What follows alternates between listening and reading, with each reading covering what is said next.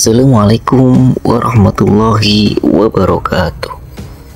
Pemirsa yang dirahmati Allah, Allah Subhanahu wa Ta'ala menciptakan alam semesta dengan sangat luas, kemudian menjadikan bumi sebagai tempat pijakan manusia. Namun, dari sekian luasnya muka bumi ini terbagi menjadi beberapa negara-negara yang mengisi muka bumi ini. Muka bumi ini diisi oleh ribuan, bahkan ratusan ribu negara dan juga jutaan kota yang masing-masing berada di negara tersebut. Namun ada beberapa negara dan kota yang namanya termaktub dalam Al-Quran sebagai nama yang abadi sampai pada hari kiamat, karena Al-Quran merupakan kitab suci umat Islam yang akan terus ada sampai pada hari kiamat. Dan demikianlah nama negara dan kota yang termaktub dalam Al-Quran.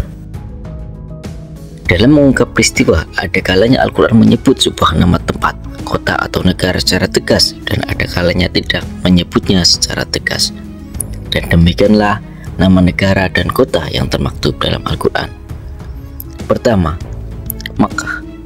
Secara tegas, Al-Quran mengabadikan kota Makkah dalam surat Al-Fat ayat 24.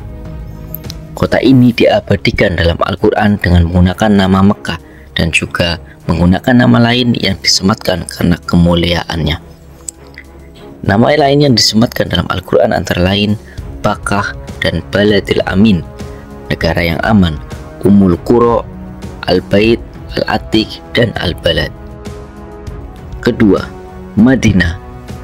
Kota Madinah disebutkan dalam Al-Quran sebanyak 14 kali, namun tidak semua kata tersebut merujuk kepada kota Madinah. Ada kalanya kata tersebut berarti kota secara umum. Semula kota Madinah bernama Yasrib. Al-Quran mengabadikan nama ini dalam surat Al-Ahzab ayat 13. Kemudian Nabi menyebutnya dengan Madinah karena Madinah berarti harmoni, sebuah tempat yang dibangun oleh Nabi untuk menegakkan keharmonisan antar agama, etnis, dan golongan. Di tempat ini jasad agung Nabi Muhammad SAW dikebumikan. Terdapat pula nama tempat yang termasuk dalam wilayah Makkah dan Madinah yang diabadikan dalam Al-Quran, antara lain Badar, Hunain, Arafat, dan Ma'asyar al-Haram atau Arafah. Ketiga, Mesir. Mesir merupakan sebuah negara yang terdapat di Afrika. Dalam Al-Quran, kata Misr disebutkan 5 kali, yaitu pada surat Al-Baqarah ayat 61, surat Yunus 87, surat Yusuf ayat 21 dan 99, dan Al-Zukhruf ayat 51. Kata Mesir dalam Al-Quran menceritakan tentang sejarah perjalanan hidup Nabi Musa dan Nabi Yusuf. Adapun kata-kata yang disebutkan dalam Al-Quran yaitu pertama, Bukit Tur Sinai. Kedua, Tua.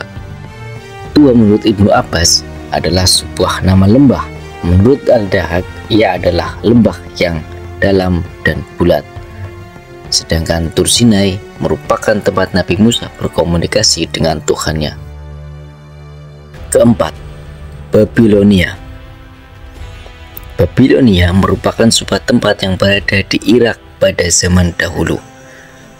Al-Quran menyebut tempat ini sebagai tempat turunnya 2 malaikat, yaitu Harut dan Marut. Karena di sana terdapat banyak manusia yang memiliki ilmu sihir. Kedua malaikat ini diturunkan bukan dalam rangka mengajarkan ilmu sihir, namun untuk menyingkap hakikat ilmu sihir kepada manusia agar dijauhi, sehingga mereka terhindar dari tipu daya ilmu yang menyesatkan ini. Sebab jika mereka tidak mengetahui keburukan ilmu ini, maka mereka akan terjumus ke dalam kesesatan yang nyata. Hal ini diabadikan dalam Al-Quran pada surat Al-Baqarah ayat 102. 5. Palestina. Pada zaman dahulu, Palestina termasuk negara Syam yang mencakup Palestina, Suriah, Lebanon, dan Yordania. Dalam Al-Quran, negara ini tidak disebutkan secara tegas, namun dengan menggunakan 2 nama, Masjid Al-Aqsa dan Al-Ard Al-Muqaddasah, Al-Quran mengabadikan negara ini dalam surat Al-Isra ayat 1 dan Al-Ma'idah ayat 21. 6. Yaman. Sebagaimana Palestina, Yaman juga tidak disebutkan secara tegas. Al-Quran hanya menyebutkan gurun pasir yang berada di negara Yaman, tempat tinggal kaum Hud bin Abdullah bin Rabah. Hud ini menjadi nama surat Al-Quran Al-Ahqaf dan disebutkan satu kali pada ayat 21. Terdapat pula sebuah wilayah di negara Yaman yang diabadikan Al-Quran dan dijadikan nama surat, yaitu kota Saba. Al-Quran menyebut wilayah ini sebanyak 2 kali pada surat An-Naml dan surat As-Saba ayat 15. Pada masa Nabi Sulaiman, Saba merupakan wilayah pemerintahan Ratu Balqis. Wilayah ini merupakan tempat yang subur, memiliki perkebunan luas yang ditumbuhi buah-buahan yang beraneka ragam.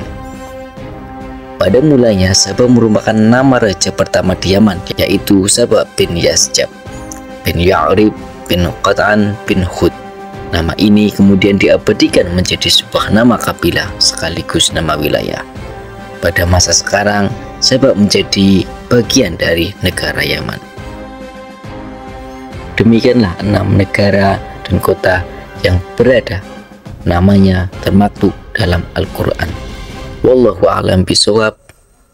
Assalamualaikum warahmatullahi wabarakatuh.